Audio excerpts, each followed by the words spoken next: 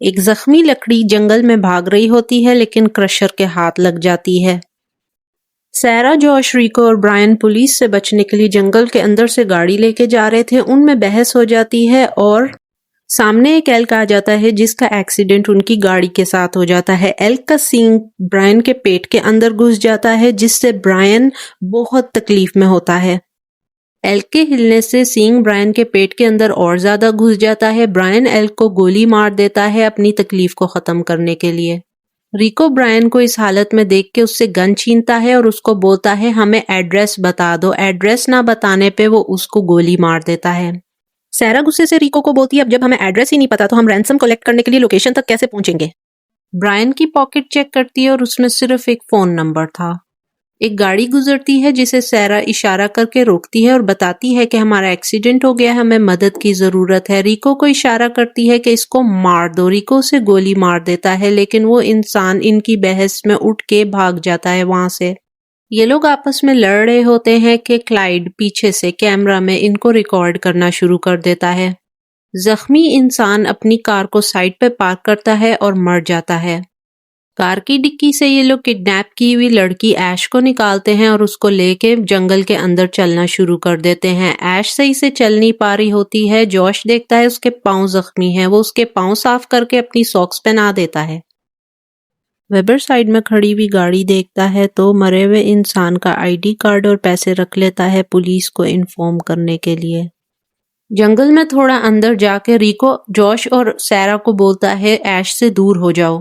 Josh रिको को बोलता है कि ऐश को मेरी जरूरत है। रिको कहता है मैंने अपने बेस्ट फ्रेंड ब्रायन को गोली मार दी, लड़की किडनैप की इसलिए नहीं कि मैं पैसा तुम दोनों के साथ शेयर करूं। उतनी देर में क्लाइड उसे गोली मार देता है। सैरा क्लाइड को देख के दोबारा नाटक शुरू कर देती है और कहती है ओ माय गॉड तुमने हमें बचा लिया। क्लाइड उसको चुप करने के लिए बोलता है और उसको बताता है कि मुझे सब पता है, तुम लोग यहाँ लड़की किडनैप करके लाए हो और मैं तुम्हें रिकॉर्ड कर रहा था। अब चलना शुरू करो मेरे साथ। वो उन्हें दोबारा उसी एक्सीडेंट हुई हुई कार के पास लाता है। जॉश को छुरी देता है और उसको बोलता है इस एल्क का सर काट दो। जॉश एल्क का सर काटता है, उसे ब्रायन के पेट से निकालता है और क्लाइड बोलता है अब इसे लेके मेरे साथ चलो। क्लाइड के घर पहुंच के वो सैरा को बोलता है कि स्माइल करो वरना छुरी से काट के तुम्हारे मुंह पे परमानेंट स्माइल बना दूंगा। सैरा उसको एक स्माइल करके दिखाती है। ऐश को कुर्सी पे बांध देते हैं और सैरा को वो किचन में लेके जाता है। यहाँ जॉश फर्स्ट टाइम क्रशर को देखता है। क्लाइड सैरा को ड्रिंक ऑफर करता है लेकिन सैरा बोलती है कि मैं स्ट्रेंजर से कुछ भी नहीं लेती हूँ। क्लाइड फ्रेंडशिप के लिए सारा से हैंडशेक करता है और बाजू से खींच के उसका सर टेबल पे मार के उसको जख्मी कर देता है। बोलता है ये लो हो गई हमारी दोस्ती आज से। सैरा नाक तुड़वाने के बाद आराम से जूस पी लेती है और क्लाइड की गन लेके उसको मारने ही वाली होती है कि जूस अपना असर दिखाता है। सैरा बेहोश हो जाती है। क्लाइड अब जाता है ऐश के पास, उसके मुंह से मास्क हटाता है। उसका मर्दाना मुंह देख के 1 मिनट के लिए हैरान हो जाता है और कहता है वाओ तुम तो बहुत खूबसूरत हो। अपने भाई क्रशर को आवाज देता है और बोलता है इसको बाहर ले जाके बांध दो। क्लाइड बेहोश सैरा को काटने के लिए बाहर टंगा देता है, अपना कैमरा सेट करता है। ऐश अपने आप को छुड़ाने के लिए कुछ ढूंढ रही होती है। क्लाइड जॉश को टॉर्चर करने के लिए चेयर पे बांधता है, कैमरा सेटअप करता है और एक छुरी उठाता है। बोलता है ये बहुत सोफिस्टिकेटेड काम करती है। उसकी पैंट का बटन खोलता है और उसको काटना शुरू कर देता है। ऐश अपने आप को छुड़ा के रूम से बाहर आती है तो वो सैरा को टंगा हुआ देखती है और जॉश की चीखें सुन के उनको फॉलो करना शुरू करती है। क्लाइड की गन उठाती है और रूम तक पहुंचती है।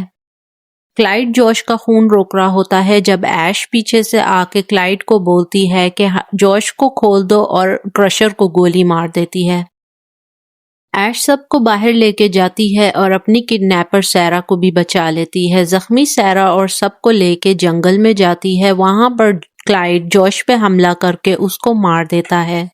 सैरा ऐश से गन छीन के उसको दोबारा किडनैप कर लेती है और कहती है कि मैं वो $250,000 लेके रहूंगी। इतनी देर में साइड से सैरा को कोई गोली मारता है और ये थे शेरिफ। शेरिफ इनको फॉलो करते करते इन तक पहुंच गए थे। शेरिफ ऐश को सब कुछ दिखाने के लिए बोलते हैं लेकिन जब वो सुनते हैं कि ऐश ने क्रशर को मारा था तो फिर वो उसको भी वहीं पे कफ कर देते हैं और ढूंढने लग जाते हैं सब कुछ। इतनी देर में क्रशर पीछे से आके शेरिफ का सर दबा के उन्हें भी मार देता है। ऐश ये सब कुछ देख रही होती है, अपना आप छुड़ाने के लिए जमीन पे पड़ा हुआ खून अपने हाथों पे मलती है। वो स्लिपरी होते हैं तो वो अपने हाथों को स्लाइड करके निकाल लेती है और गन उठा लेती है। क्लाइड वापस आ जाता है और ऐश से कहता है गन नीचे रख दो। ऐश छुरी उसके सर में मार देती है और यहाँ पर वो आखिरी बार क्रशर चीखता है।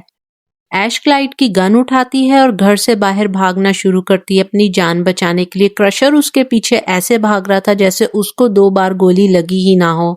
स्कार्स देख के क्रशर ऐश को जाने देता है। ऐश फाइनली सेफ्टी तक पहुंच जाती है। पुलिस दोनों भाइयों के घर को रेड करती है और क्रशर दूर खड़ा होके ये सब कुछ देख रहा होता है।